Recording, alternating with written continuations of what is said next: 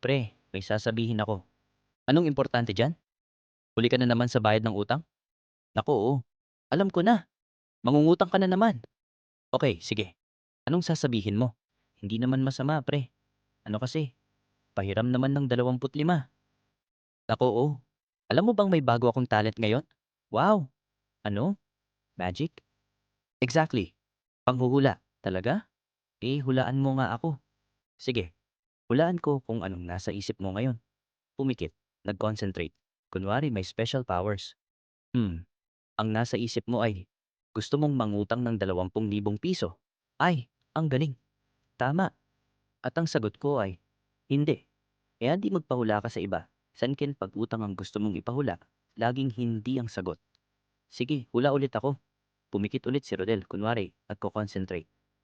Ang hula ko, wala kang balak magbayad kahit kailan.